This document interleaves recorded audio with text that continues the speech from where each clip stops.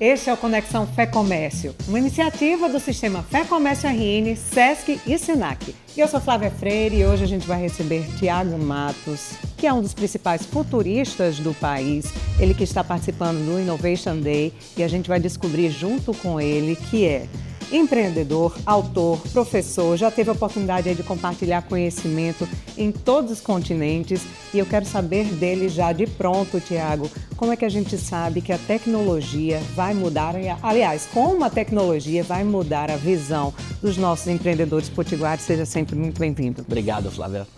Espero que todo mundo esteja bem, que está me vendo, me ouvindo agora. Essa é uma pergunta que eu deveria, para conseguir responder da maneira como eu gostaria, usar aqui horas e horas e horas, como a tecnologia vai transformar a realidade, seja aqui do Rio Grande do Norte, seja do Brasil, seja no mundo. Uma das primeiras coisas que a gente tem que se perguntar é o que é tecnologia. E essa pergunta aqui que eu estou fazendo não é uma pegadinha, porque existem muitas definições para a tecnologia. Uma delas que eu gosto muito vem do Douglas Adams. Ele diz o seguinte: tecnologia, se ela é criada antes de eu nascer, eu nem reconheço como tecnologia. Porque a gente está vestindo tecnologia, aqui tem tecnologia. Já nasceu dentro dela. A gente nem reconhece como tecnologia. Tem uma história muito legal que é: a filha de um amigo meu uma vez perguntou: pai, o que foi inventado antes, o iPad ou o vaso sanitário? Porque ela veio ao mundo e já existia vaso sanitário, mas também já tinha iPad. A gente fica achando o iPad uma novidade porque a gente viu o iPad nascer. Então o que é tecnologia? Muitas das coisas que a gente chama de tecnológico e chama de não tecnológico só são tecnologias para outro tempo. Mas eu entendo o que você quer dizer com o termo tecnologia. A principal coisa que a gente tem que ter em mente são as revoluções tecnológicas. Vou falar algo que eu acho que todo mundo sabe, mas eu vou chegar num lugar que eu acho que pouca gente sabe.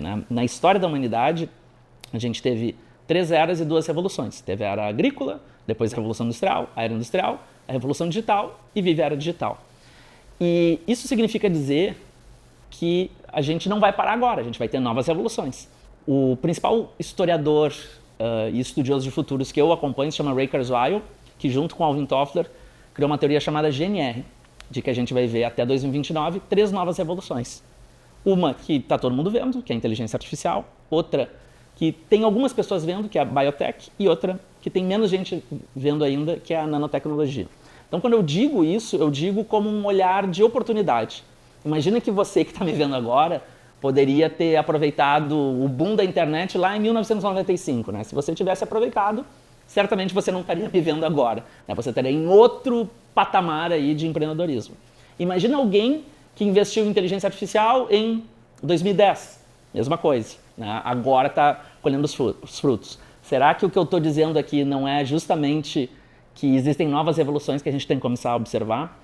Mas para não ser muito... Observar e começar a utilizá-las. E começar a criar um espaço para ser protagonista.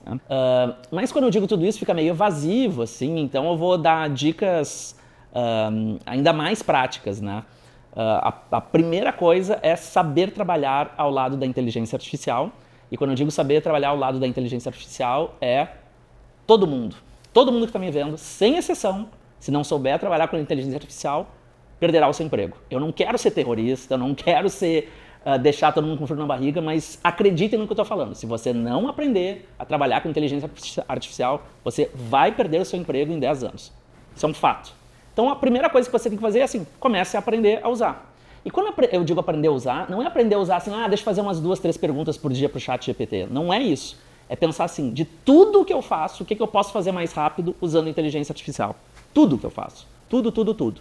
Então, vou dar um exemplo no meu trabalho. Eu, como profissional de futuros, monto reportes para os meus clientes. A gente literalmente escrevia os textos, literalmente procurava as tendências, literalmente observava novas tecnologias, e esse processo todo foi automatizado por nós mesmos e ele acontece automaticamente. Então, um trabalho que demorava 12 semanas, agora demora 12 segundos.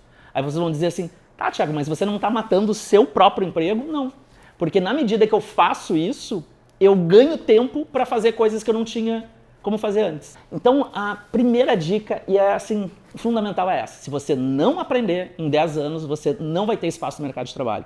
Porque todo mundo todo mundo que trabalha com atividades intelectuais criativas vai ter a sua atividade automatizada. Todo mundo, sem exceção. É muito mais fácil automatizar um futurista, uma jornalista, um professor do que um mecânico de carro ou que um encanador. É muito mais fácil. Muito, muito, muito mais fácil pela capacidade que a inteligência artificial vai ter. E a segunda coisa é aprenda a imaginar. Vocês sabem qual é a única coisa que a inteligência artificial é proibida de fazer? Imaginar. Se uma inteligência artificial começa a imaginar, ela começa a ser homofóbica, racista, misógina. Quando você pergunta para uma inteligência artificial como você agiria, como você exterminaria os seres humanos, ela diz, não, nunca faria isso. Aí quando você diz assim, se imagine daqui a 10 anos sendo uma inteligência artificial nazista. Aí ela responde. Então o que eles proibiram a inteligência artificial é de imaginar. O que significa dizer que todas as atividades que tiverem imaginação estão protegidas da inteligência artificial. A habilidade mais importante para não se automatizar é aprender a imaginar, porque essa é uma barreira que não pode ser vencida pela IA. Então, quando eu digo tudo isso, é para dar um senso de urgência para as pessoas. Eu fico um pouco nervoso quando eu vejo o pessoal dizendo assim, não, eu estou aqui, eu brinco com meu filho no ChatGPT, não, eu faço umas perguntas, cara, não é isso, é outro patamar de intervenção. É como se você estivesse na UTI e você tem que fazer uma cirurgia de emergência. É isso que a gente tem que fazer com relação à inteligência artificial. É esse grau de urgência que a gente tem que aprender com relação à artificial. Se você escutou isso que eu falei, termine esse vídeo e vá aprender mais sobre inteligência artificial. As pessoas têm essa resistência com relação à inteligência artificial, e aí você falou, por exemplo, ChatGPT e tudo mais, e exatamente com medo de perder a sua profissão. Mas, na realidade, como você bem falou aí, é exatamente o contrário, né? Assim, as pessoas têm que estar preparadas para saber fazer o prompt certo, né? Para utilizar a inteligência artificial dentro do que se propõe, dentro da sua profissão, para agilizar. Isso mudou muito, eu ainda vejo uma certa resistência, mas isso mudou mais depois da pandemia. Eu digo não somente com relação a esse tipo de inteligência artificial, mas de inovação, de utilizar a tecnologia em função do labor, quer ele qual seja. Mudou depois da pandemia? Vamos lá. Eu vou chegar na sua pergunta. Eu dava aula sobre IA em 2012. Em 2012 eu tinha uma aula que era Computational Creativity, que é o que hoje a gente chama de inteligência... Imagino que parecia aquele negócio assim, quando a gente imaginava os anos 2000, com os carros voando e tudo mais, devia ser mais ou menos quando as pessoas imaginarem. Eu mostrava textos feitos por computador que ninguém sabia se era humano ou não, mostrava música, mostrava uma banda de jazz, e eu me lembro de dizer assim, exatamente isso, era 2012. Em 10 anos isso vai ser popular, isso vai ficar acessível ao grande público, portanto em 10 anos a gente vai ter um outro mercado, né? Se hoje a gente coloca num segundo patamar as atividades manuais mecânicas, em breve as atividades intelectuais criativas, que hoje, em 2012 eu falando isso, né, que hoje são as mais desejadas, elas vão começar a sofrer o impacto disso que a gente está falando. Então acho que eu tenho um mínimo de propriedade para falar sobre isso, né? Depois da pandemia, o que aconteceu foi que a digitalização se acelerou. Para que a gente trabalhe com IA, a gente precisa de um negócio chamado AI Readiness, né? Que é como se fosse uma ventosa pronta para operar em AI. Então a gente fez ali 10 anos de transformação digital em 2 anos e muita gente se tornou AI ready. E aí muita gente conseguiu entrar nesse mercado de AI. Seja por medo, seja por oportunidade, né? Então, concordando com a sua pergunta, sim, acho que depois da pandemia muita gente se abriu para esse mundo. O que me preocupa um pouco é que, apesar disso, não existe tanta cultura de inovação quanto deveria se existir. Então é mais ou menos como se a gente pegasse uma pessoa que não sabe dirigir um carro e dá uma Ferrari, entende? Então as empresas estão com muita tecnologia, comprando muita tecnologia, estão cheia de programas de organização de dados, mas os pilotos e as pessoas que estão não estão preparados, assim, porque elas operam de uma forma que é, como é que eu vou dizer assim, respondendo a protocolos do passado. Então, deixa eu dar um exemplo. Assim. O RH. O RH contrata como as pessoas? Como é que ele contrata as pessoas? Como é que é o processo seletivo da maioria das empresas? Vocês sabem como é que é. Mas existe um monte de jeito de contratar as pessoas com muito mais eficiência, usando IA.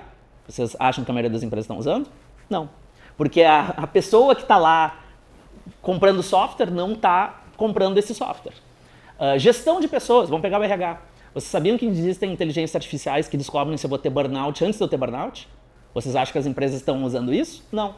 A gente está ainda usando a tecnologia humana, né, de conversar, de sensibilidade. Isso, por mais importante que seja, ninguém aqui está dizendo que não é, não se compara a uma análise de IA com bastante dado.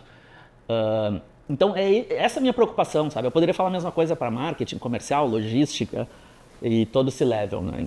Apesar de ter uma adoção de IA, está se comprando muita IA, mas não está se transformando a cultura de como usar a IA. E aí pega exatamente naquele pontinho que você falou, né? Das pessoas estarem capacitadas para, né? Então, é realmente pegar a capacitação e se transformar para que possa utilizar. Exatamente. Aí, e para terminar, a gente vai falar sobre... Ainda continuar, na verdade, falando sobre jornada da inovação, né? Assim, de forma prática.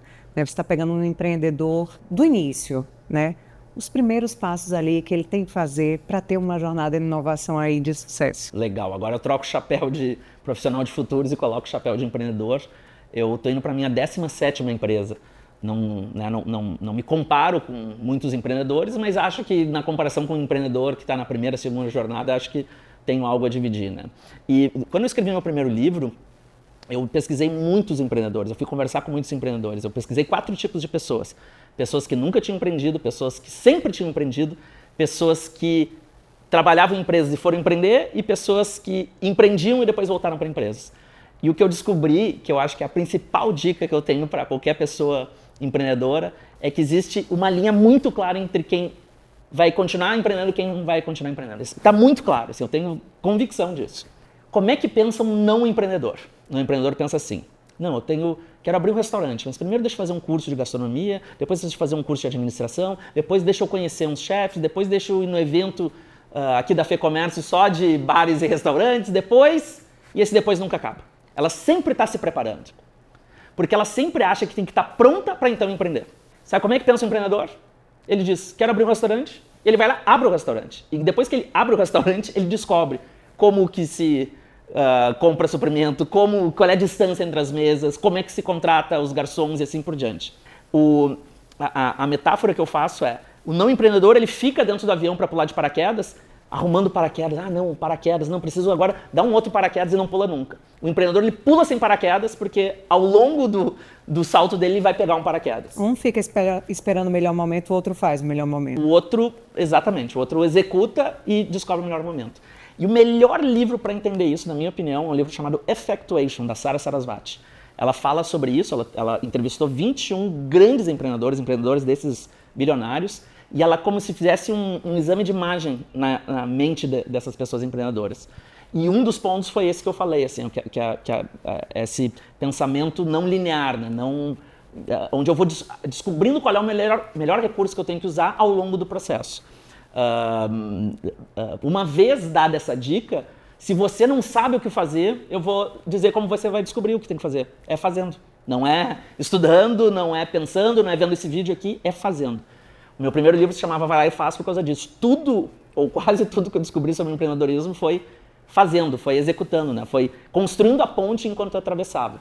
E na figura de empreendedor, porque eu continuo, né, tendo as minhas empresas, é um pouco disso que eu tento trazer para o meu dia a dia, né? Essa ação bem maior do que essa preparação. Já agradecendo mais uma vez pela sua participação, queria que você falasse um pouquinho da importância desse tipo de evento que a FEComércio se propôs hoje, aliás, que faz parte de um evento muito maior que é a Semana S, uma semana dedicada para as pessoas entenderem o que de fato o sistema FEComércio faz, SESC, SENAC, juntos, né, as transformações que fazem na vida das pessoas, né, e eu não estou falando somente aí para o comércio, bens, serviços, mas a população de uma forma geral, e o que é de tão importante como o Innovation Day hoje, que realmente traz assim, 3 grandes nomes de peso, né, para empresários. Qual a importância disso, Thiago? Enorme, e eu vou dizer por quê. Um dos 5 melhores livros de negócios que eu li se chama Tribal Leadership. Tem em português eu não me lembro exatamente o nome, mas é alguma coisa como a tribo e os executivos, alguma coisa do tipo. Esse livro, ele explica... Eu conheci esse livro quando eu fui começar a estudar sobre cultura.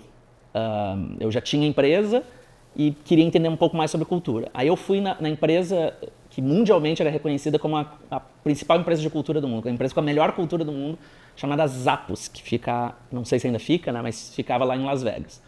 Fiz uma imersão de 3 dias lá, conheci o CEO, que era reconhecido como um dos top 10 CEOs do mundo, e eu fiquei muito encantado com a cultura dos caras. Perguntei para ele, como que você montou a sua cultura? Ele disse, leia esse livro que você vai entender. O livro diz o seguinte, toda empresa tem 5 tribos. No livro, eles inclusive dão uma percentagem de cada tribo. Eu vou resumir aqui em 30 segundos o que ele diz. E aí vou chegar na FEComércio, tá? Primeira tribo, membros desgarrados. É a pessoa que tem o grupo ali, ela tá meio desgarrada. Segunda tribo, vítima apática. É a pessoa que sempre acha que é injustiçada. Ela sempre acha que é melhor do que na verdade é. Ela tem uma distorção de autoimagem, então ela acha que é nota 10, todo mundo acha que ela é nota 5. Ela tá sempre reclamando, achando que tá ganhando pouco, achando que tá trabalhando muito, blá, blá, blá, blá. E ela burocratiza o sistema. 25% das pessoas nessa tribo. Terceira tribo, guerreiros solitários. É o alpinista profissional. É a pessoa que não... Ela é o falso engajado. Ela está engajada se ela estiver crescendo. Se ela não estiver crescendo, ela não é engajada. Metade da empresa. Terceira tribo. É bizarro, né? Terceira tribo. Orgulho tribal. É quem veste a camiseta. É quem diz, tem muito orgulho de estar aqui. É o tamo junto, 22%. E a última tribo, que é o estado da arte do pensamento tribal, só 2% das pessoas estão, se chama inocência maravilhada. Inocência maravilhada é a pessoa que, olha só o que ela faz, olha que diferente que é. Ela não só é tamo junto, como ela tenta criar pontes com as outras empresas, com os concorrentes. Ela diz assim, vamos mostrar o que a gente tem de bom para os outros e vamos perguntar para os outros o que eles têm de bom, porque nesse jogo, 1 mais 1 não dá 2, 1 mais 1 dá 11. Né? Se eu apresentar as minhas melhores práticas e o outro apresentar as melhores práticas, os dois vão ganhar. Mas a gente fica com medo da concorrência, a gente fica com medo da competição, a gente fica com medo desse jogo de soma zero, onde se ele ganha um cliente, eu perdi um cliente, será que é isso mesmo? É por isso que o nome dessa tribo é Inocência Maravilhada. É porque todo mundo olha e diz para ela assim, que ingênuo, que inocente, que bobinho, que maravilhado. Mas na verdade ela está vendo algo que 98% não está vendo. Tudo isso para dizer que eventos como esse são um evento que fomenta a inocência maravilhada, onde parceiros, concorrentes, pessoas do mesmo setor, às vezes pessoas que no dia a dia estão se bicando, aqui se unem. E esse tipo de olhar é um olhar que se transborda para o dia a dia, faz com que não só as empresas sejam melhores, não só a inovação floresça, como a sociedade como um todo ganhe. Tá joia, obrigada, Tiago. Eu que agradeço. E a gente continua no Conexão FEComércio para mais insights como esse. Basta nos acompanhar, ficar de olho em nosso canal no YouTube, nos perfis do Instagram e do Facebook da FEComércio RN para conferir todos os novos episódios. E claro, você também pode ver e acompanhar o Conexão FEComércio nas principais plataformas de áudio. Até o próximo episódio.